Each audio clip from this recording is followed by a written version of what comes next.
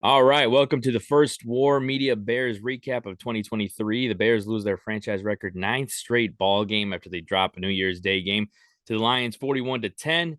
They now sit at 3-13 on the season, and they're now guaranteed at least the second pick in the draft. I think now they just need a Texans win against the Colts in the final week of the season, and the Bears will clinch the number one seed or the number one draft pick. I am Saul Rodriguez. I'm here with my work colleague Ryan Bukovetsky. How you doing, man? How was your New Year's? It was great. I'm kicked out of the house right now. Open houses, go figure, right? Um, yeah, my New Year's was pretty good, honestly, Saul. I got to keep some stuff under wraps. We're not ready to make big announcements yet, but I was pleasantly surprised, especially how much I hate New Year's and how much of a disappointment it normally is for myself. Ecstatic with my New Year's. How was yours? It was good. Yeah, it was good too, man. I mean, um, had a good time. Had my buddy. Speaking of houses, one of my buddies just got a house. Bought a house in the last year or so. So he had his first big a party, and it was a good time, man. I mean, it was a party full of champagne and dogs running around because he also got a new Ooh, dog in the last year. what kind of So dog? it's a golden doodle. Okay. Yeah, and they're just the energy is. I mean, it's ridiculous. I mean, I believe it's. I forgot how many months old it is, but I mean, it's nibbling everywhere. It pieced me up a little bit. I had a cut on. Yeah, but I it's a good got time. almost a 10-month-old myself, so Oh yeah. Oh, there I you go. get So what you're going yeah. through. Yeah, I know, right? Like, yeah, it's almost like my buddy has a kid right now, so it's kind of it's just funny seeing him like go Yeah, through all that, but I feel that pain. I feel that pain that he's going through. But other than that, yeah, it was a good time, and definitely, hopefully, it's a good things to come in 2023 for all of us here at War. And yeah, especially for the Bears, right? I mean, hopefully, 2023 is a hopefully they Well, hopefully for the flip flop. Bears, so it makes it easier on us, right? Boy, we'd love to talk some winning football around here for once. I know I myself doing war media covering the Bears. It's been a while since we've had anything to really, really talk about in the positive. That's true, and even like 2020 feels like a blur, right? With the whole like they went into the playoffs, lost to the Saints. I almost forget Oh, about I that don't now. even count that year. Yeah, right. Man, back your ass up as much as you can back that thing up does not count to me. Oh, Right. I'm man, just like what a mockery. All because of those damn Arizona Cardinals couldn't take care of some bum team for some reason, and they have to get in there. Yeah, I know. It was one of those things where it's like you already knew it was gonna happen, but like whatever, we're in it. And like now when they like people bring it up, I'm like, wait, they went to the playoffs and oh yeah, they did go to the playoffs somehow, 2020, whatever. That's all right. If you forget that one every time, you're well within the bounds of forgetting that That is true. travesty, honestly. Yeah. And that has led us to now where they, like I said, lost 41-10 to the Lions. It was a rough day for Fields when it comes to passing, right? He completed 7 of 21 passes. He was able to gather 132 rush yards though. Like overall, what did you think about his performance? I mean, it wasn't the greatest, right? But like overall, like your thoughts on him and just the loss right there. It seemed like it was one of those games where it was a perfect spell for the Bears in the sense of like tanking. Like this is how you do it. Yeah, I thought it was a little bit poetic, honestly. A little bit of a microcosm of the whole year. I Mhm. mean, clearly a talented, dominant runner of the football in the NFL. We don't know about the throwing. It's been coming along. And part of the reason with the throwing, like inefficiency or inability, if you will, is exactly what we saw with the Lions. Terrible offensive line play. Nothing from the receivers. I mean, it's hard at quarterback when you got absolutely nothing around you, and you're really questioning if you've got NFL starting caliber talent around you as Mhm. well. Um, it's going to be, as we knew, an insanely interesting offseason with the Bears. We knew this offseason was the one to really, and that's why us talking about hopefully things turn around a little bit next year is because we know we're going to be riding a huge Bears wave as soon as that Super Bowl is done playing and we're purely focused on combine and the draft Mm, and free agency, I mean, the Bears, that might be our Super Bowl as fans of the team, if you will, just getting that high of riding what might be the possibilities type thing before we potentially could get crushed by actual games again in 2023. But there's a lot of work to be done, both with developing the players that they have, primarily Justin Fields as a passer. And I mean, you just see it. There is nowhere near enough talent. And it's been a big topic across, sports radio, if you will, with Chicago radio, with any kind of podcast dealing with the Bears or anything like that. And everyone's completely correct. There is not enough talent here. And boy, I mean, you bring up that second pick in the draft. Maybe that becomes the first pick. And I kind of just keep coming back to, I guess you got to make sure Fields is your guy. Being within the Bears front office, for myself, I would definitely, I think, take the gamble on him and try to build around him rather than look for the shiny CJ Stroud or Bryce Young possibility. But boy, if you don't really trade down that pick, I don't know if there's going to be enough acquisitions this offseason to really make things dramatically better. I mean, maybe you could start looking at like a 500 type team, but I mean, we're seeing it. There's a reason why they're the second pick in the draft. They are about as mhm. bad as any NFL team out there right now. Yeah, 100%. And it's it's bad when one of the main stories is it has nothing to do with on the game on the field, right? It's like Claypool, who was playing in his first game since December 4th, was only targeted once. The wideout was, he was visibly upset through his helmet. He had a word with wide receivers coach Tyke Tolbert, and then Fields, came up to him and you saw they were talking a little bit after the game. He was asked about it, and Fields said, he was frustrated and all that. But the way, a lot of people have been praising Fields with the way that he kind of like, put his answer in the sense of, everyone's upset, right? Everyone's frustrated, but you can't let it affect, the game, and, you got to control it during the game and all that. What did you think about the way that, Fields kind of showed his leadership there and just the whole situation there? Because obviously Claypool can be the only one feeling that way, right? It's this with so much going on with this team, right? So yeah, what did you think about that? Boy, I think that might be one of the things we look back on as one of the biggest disappointments. I mean, it might be in the Ryan Poles era when we look back on it, but definitely this season. I think things would be feeling a lot different if we were seeing the continued progress that we talked about with Justin Fields, and that coincided with Chase Claypool coming alive a little bit or giving us hope. And when you see, like you said, the frustration, and now it's really tough because you just don't really know what you got. And the last thing you need right now is Chase Claypool mentally checking out or anything Mm-hmm. like that or being affected, especially when the play on the field just hasn't been there. I just overall think Fields just continue to display that natural leadership, those natural intangibles, and everything about him acting like this mature quarterback is extremely exciting.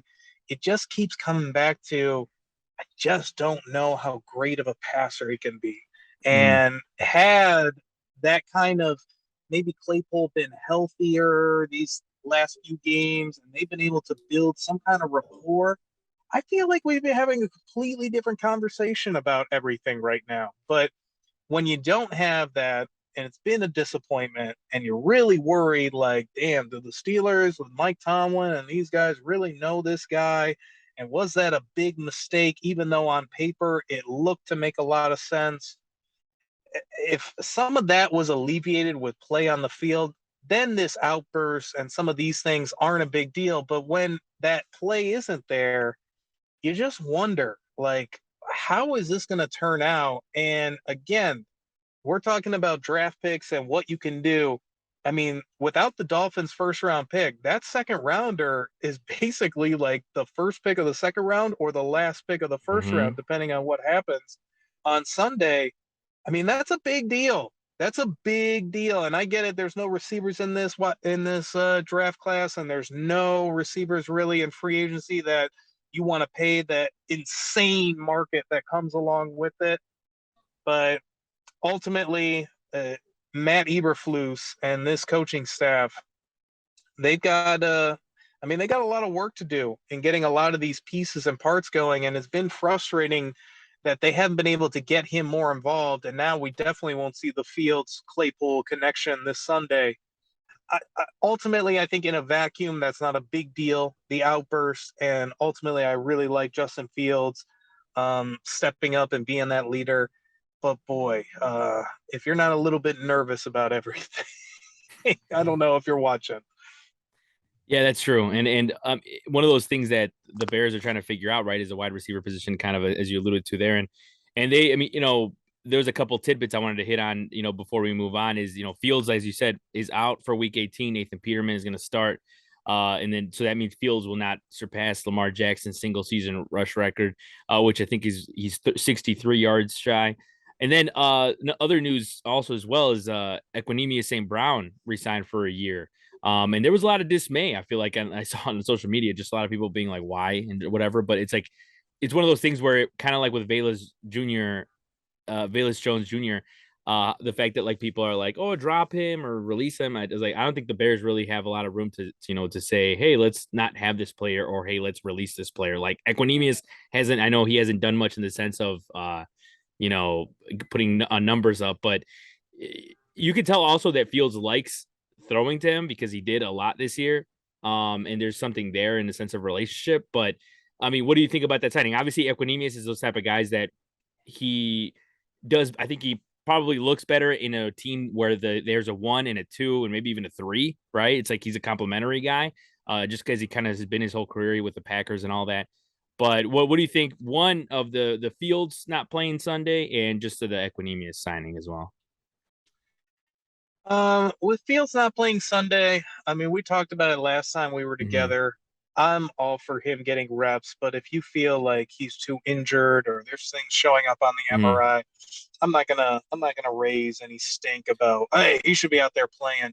I think you got to be smart. I just believe that he needs as many reps as he can possibly get. And if you feel like, hey, it's just not worth it, he's not getting valuable reps, I'll listen to that all day long. And so I have no problem at all with them deciding, hey, that's enough of you getting potentially hurt. That's enough wear and tear. And, that's going to be a potentially fierce game. I mean, it's weird with the odds makers in Vegas. They were basically making this a pick 'em. I think a lot of thought is the Vikings are not going to be going hard to win, which doesn't really make sense because they get Mm-hmm. the extra playoff game and they won't know what's happening because I believe their scenarios play out in the 3 o'clock window. So they'll be playing the Bears at noon. They kind of like have to assume that we need to win. And Mm-hmm. I would assume that. And when you kind of put a desperate playoff hungry team against a team that is just completely embarrassed and dismayed after that Lions, I think you would see a lot of the same hits and wear and tear on Justin Fields. So I'm fine with that. That's no big deal to me. Um, in terms of Equiminius, I think you hit it on the head, Saul. If you get a 1, 2, 3, probably a 4. I love Equiminius at like 5, a guy that's been available and healthy, and he's a great blocker. But when you're talking great blocker, wide receiver, you always know that's a big red flag. And is he a bad receiver? No, I think he's serviceable. We've seen the major drops in clutch situations, so obviously you don't want him on the field when it really matters if you can possibly avoid it. And Mm-hmm. I mean, next year going in with Claypool, Darnell Mooney at the top, I know that they want to add more, so you're figuring they're probably going to pick up a 3 of some kind, and hopefully Velus Jones Jr. takes a big step where you push Equiminius St. Brown down a little bit on the roster. I'm with you. I don't understand the just completely get rid of Velus Jones. We've seen Mm-hmm. some horrendous rookie seasons and guys bounce back. It's not Mm-hmm. impossible. I get it. He's an older guy, but honestly, who cares? If you get a great rookie contract out of him, I think you're happy and it buys you 4 years of good play at the receiver position. Albeit this year, not so good, but hey, it wasn't going to be good really with anybody. It only kind of worked when Chase Claypool was out there and Darnell Mooney was in that kind of slot position. So I'm fine with the depth. He knows the offense. That's another thing. I think a part of this is a coach on the field. And again, these are not things you want if you're really competing for things. But when you are a team desperate for development, desperate for good locker room and camaraderie, so that maybe the play for each other gets that extra possession or gets that extra like hustle, extra hit that wins you a couple extra games. That's, I think, where the motivation is with this. And I'm assuming they're going to bring in a few different young guys to really compete for wide receiver spots. And Equiminius, I would think, is going to be a perfect leader and example for that receiver group room.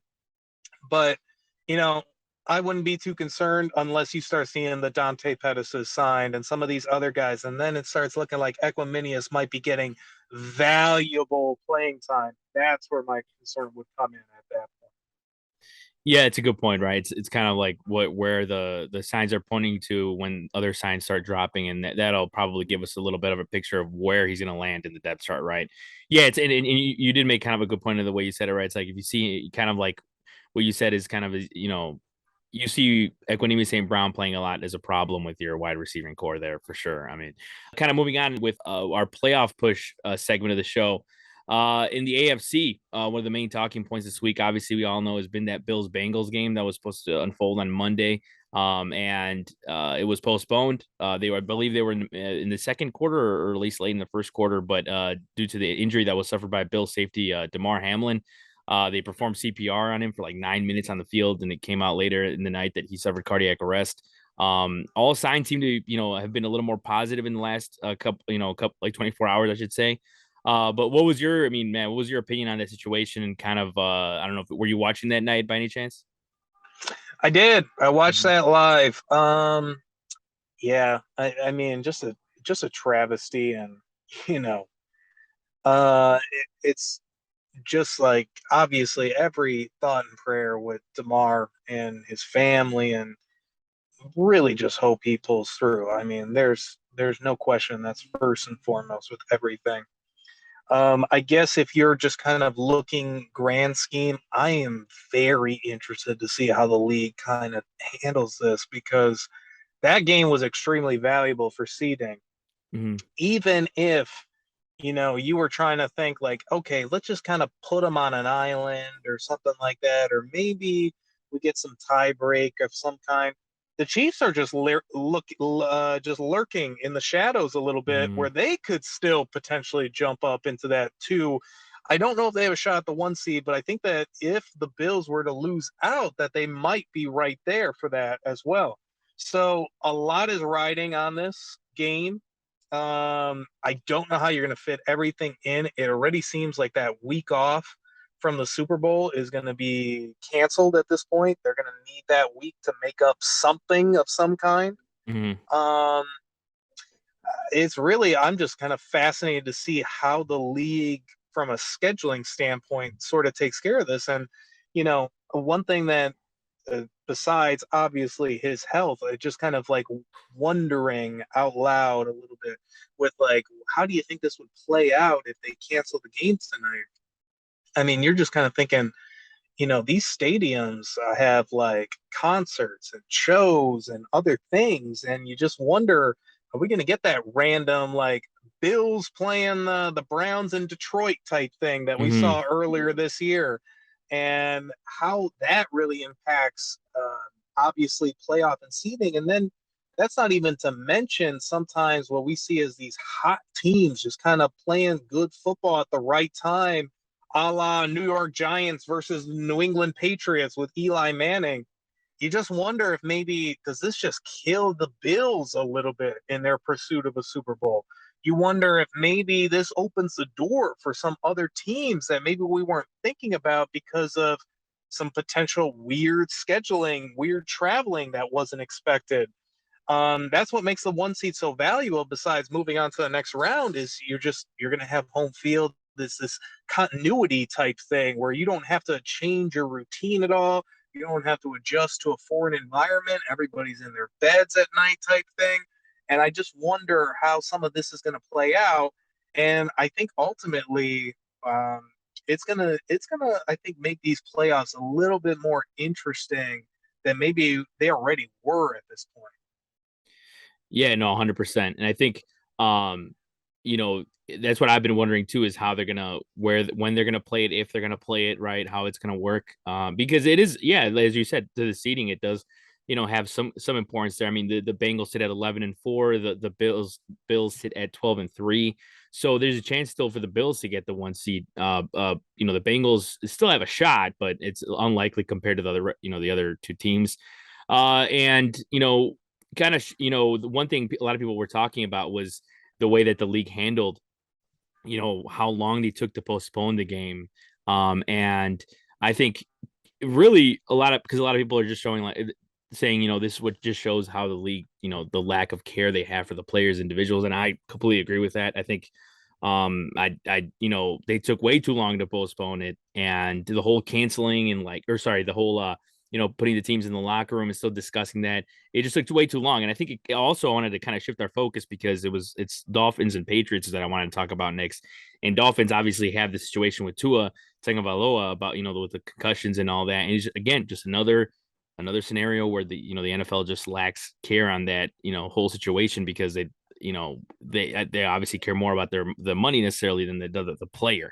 But when it came to that whole scenario, it was a bunch of a big old mess. But like we said before, and as you said too as well, we hope nothing but the best for Hamlin and his family as well. Hopefully everything turns out well, and we're all optimistic. With the Patriots and the Dolphins game, obviously the Patriots came out the winners of that game and ended up their chances to making the playoffs have been boosted there. What do you think about that whole situation with the Patriots? And obviously the Patriots we've talked about before, but they're like probably one of the least sexiest teams on just at the. There's so many teams that can make it right now, but they're one of those teams where it's. I mean, if they don't make it, I don't think anyone's gonna be. Any neutral is gonna be too disappointed. But what do you think Especially about when them you overall? throw in that ugly ass Mac Jones face that he constantly is making out there on the field. Talk about unsexy on top of that. Yeah, yeah, it's man, those Patriots, they always seem to be there Mm-hmm. fighting at some point, somehow, even when everything looks ugly. And those Dolphins, boy, oh boy, that loss to Green Bay, that is going to be one thing that I think that they might really look back on and Mm-hmm. just really three interceptions in a row from Tua to close out that game on three straight possessions. Um, Honestly, I think at this point, because the Patriots, they're correct me. I'm sorry. Who are they playing the last week of the season? Is that the Dolphins? Am The I getting them confused? hold give me a second. I'll look at their schedule real quick. They are I think it's the playing. Bills, right? Oh yeah, they're playing Bills. Yeah, because they beat the Dolphins this past week, 23 Okay. 21. So they're Yeah. playing the Bills in Sorry, the last week. blanking on them. So, I mean, boy, you're because that would be this Sunday. You just wonder Mm-hmm. where the Bills' minds are going to be Yeah. when it comes to playing football and how Sean McDermott and Josh Allen can maybe kind of like get the troops huddled up and get everyone focused. I don't know. And I think for the Patriots, they're going to be kind of ready to go, especially when you think about just preparation. I mean, there's no way Monday night you're not playing. Tuesday, I don't know if that's simple go back to work day like it Mm-hmm. usually is. So you're already talking already a short week. And the Patriots, I mean, they start preparing as soon as that game ended, essentially against Miami. I think there's a chance there that they sneak in. I mean, I would assume that they need to get a victory over the Bills. That seems very Mm-hmm. possible now in light of everything that's happened, which is just a tragedy and just a shame. And, it's that kind of ripple effect that is going to be fascinating to see. Because even like the Dolphins, do they find a way to like get a win with Skylar Thompson and maybe they can sneak in type thing? And does a Bills loss just change everything this Sunday? I mean, it's going to be fascinating to see all these different odds play out. And I think for those New England Patriots, that's not a team you want to play, just ultimately. That's a team that's going to be prepared for you. They're going to play hard. I don't know how talented they are, but it's one of those things. They take care of the football. They don't do anything crazy like they did against the Raiders in Las Vegas. They're going to be a tough team for anybody to out. Yeah, and it's one of those things where with those teams like the Patriots, they need a lot of things to happen, right? They need like Jacoby Myers to have a good game, or they have Ramondre Stevenson, So they have the pieces for sure to kind of, give anybody a hard time. So it'll be definitely fascinating to see what they do against the Bills, as you said, because it's either one of the two things, right? It's either the Bills will play, they will be kind of, have this passion to like go out there and just, play their hearts out, or they might be a little down and out. So we'll see what happens there. It's gonna be something to watch out for sure. Another AFC matchup that I wanted to talk about was the Steelers and Ravens on Sunday Night Football. I mean, that was a good game. That was something that I think, as much as I want to see Lamar Jackson play, I think the game was better because he didn't play because of the matchup, right? I think if Lamar Jackson would have played, I think Ravens take that game, and it would have been maybe a little bit of a different score. But since it was Pickett versus Huntley, it was closer game, low scoring. But the Steelers were able to, get the win there. Just what did you think about that game, and also just the way that Pickett was able to lead the Steelers there? I've liked Kenny Pickett. I mean, I don't Mm-hmm. know how good he can be, but Mm-hmm. dude's got some clutch. Dude, has some moxie to him. I thought that was an entertaining game as well. I'm Mm-hmm. with you. I think Lamar Jackson plays. That's an easy one for the Ravens. The Steelers, kudos to them. I mean, I don't know why you choose Mitch, but kudos to you to getting your season back to 500 again type thing. I mean, I guess they have to win out to keep Mike Tomlin's Mm-hmm. better 500 or better streak going. And they're just another one of those teams. I don't really expect anything significant necessarily. I think they're still in the hunt. I'm not really expecting them to make the playoffs, but that's a team on the rise, I think, ultimately. And if they get a little bit more talent around Kenny and build up that defense maybe a little bit more, I can see that team being a real problem in the AFC North. But I'm with you. I think you do what you have to if you're the Ravens. Boy, if they can get Lamar Jackson to play in this game, though, I would definitely try to get him on the field. I think it's so important for them. Not only their playoff hopes, but I don't know if you want to just try to go Lamar opening round type thing, especially when he hasn't played in so long. I think Mm-hmm. you want to get him out in the field, and that jumbled up AFC playoff picture. That's going to be just fascinating to see on Sunday. Yeah, and then the Ravens in particular in the last game, right? They're playing the Bengals, so it's like that's going to be also another situation where it's kind of like you were saying with the Bills, as to where their minds are at in that game in general, right? Because a lot of those players saw what happened, so it's going to be something to watch out for there, especially.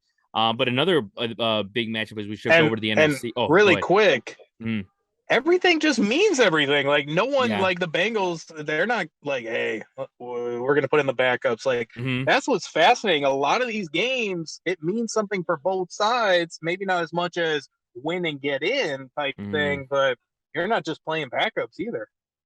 Yeah, and yeah, that's definitely the something that you like to see in the last week, right? Is all the starters playing and nobody's trying to see the backups, all everyone playing whatever. But another great matchup in as we shift to the NFC is Packers Lions. It's coming up this weekend, right? Because the Packers shellacked the Vikings, no mercy, and obviously the Lions I had no knew it too. had no yeah, right. And of course the Lions had no mercy on the Bears there. So two teams coming off a blowout, two teams going with great momentum into the last week of the season. Uh, I don't know how else to put it, but who do you got in this Week 18 showdown? Uh, why do you do this to me, so? Why do you do this to me? You're making me pick the Packers on live television right now, basically. I mean, it's that damn boogeyman, that Mhm. monster that won't die, that swamp creature, that, oh my God. I'm going with the Packers. I trust Aaron Rodgers more than Jared Goff. Ultimately, Packers have figured out some stuff. Their defense is playing really well. Lions have a terrible defense. It's into a shootout. If it does, I'd give the Lions a chance, but I don't think it will. Yeah. And even in a shootout, I'm still liking Green Bay and Aaron Rodgers better than I like Jared Goff. And correct me if I'm wrong, that's in Green Bay. Yeah. I'm just, it's one of those things we've talked about before. Is that a huge home field advantage?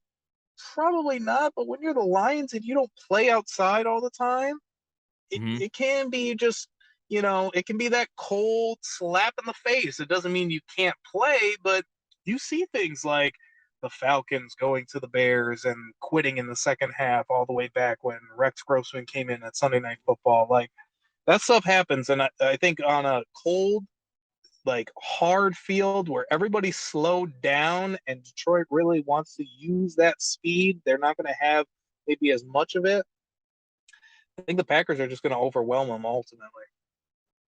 Yeah, and that, yeah, I was, you actually said what I was going to say in the sense of if it's a shootout, you give more of a shot to the Lions because of the way their offense has been so good this season, but their defense has just been just terrible. That's why I was honestly surprised that I mean again, kind of like I said that the Bears were masterfully taking there in that game against the Lions. I'm surprised that Montgomery didn't get more opportunities there to run because I'm sure he could have ran for 100 yards. But look, this matchup I think definitely favors the Packers. Obviously for so many reasons, unfortunately, but I do really, like I said, hope it does end up being a shootout and it gives the Lions a shot. But the Packers defense has looked a little better. I know going into the season, a lot of people were talking about the Packers defense and then they ended up being horrible for the first half or even 3/4 of the season, really.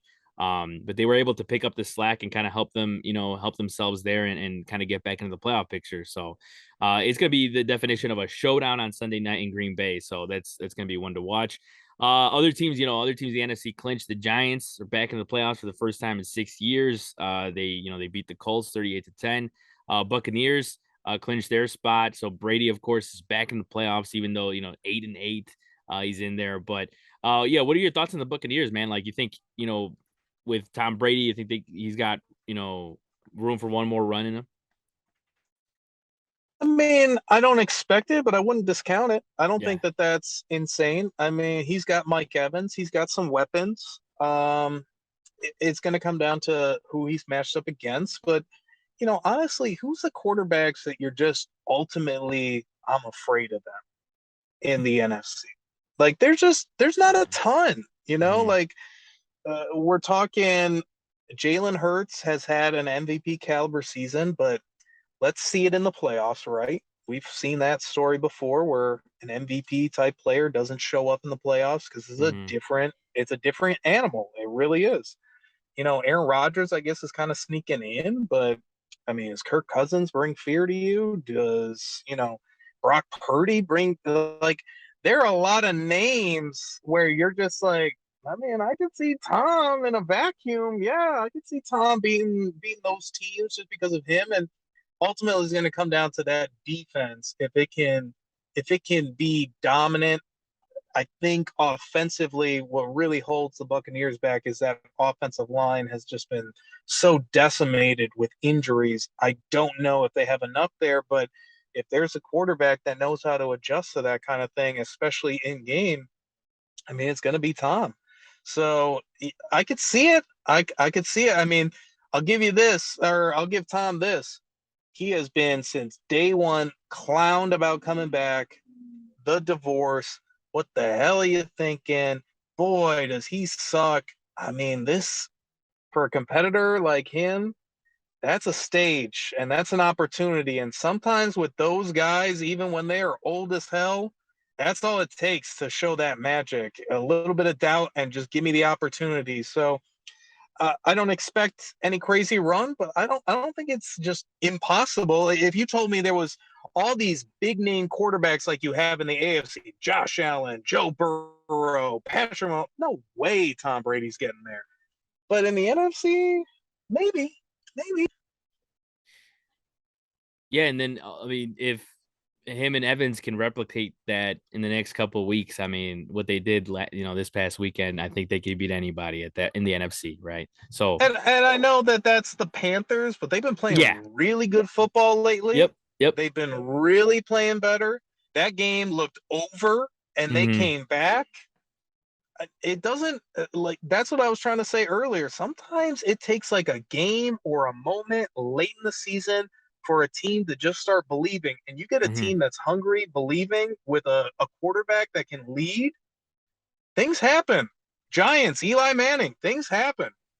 That is true. That is 100% true. Yeah. So it just spells for a crazy weekend ahead of us, and for sure, I'm sure we'll all enjoy it. So that's a good place to wrap things up for this edition of War Media Bears Recap. I want to thank Ryan Bukovetsky for joining me, and we'll see everybody next week. Enjoy the weekend. Have a good one, everybody.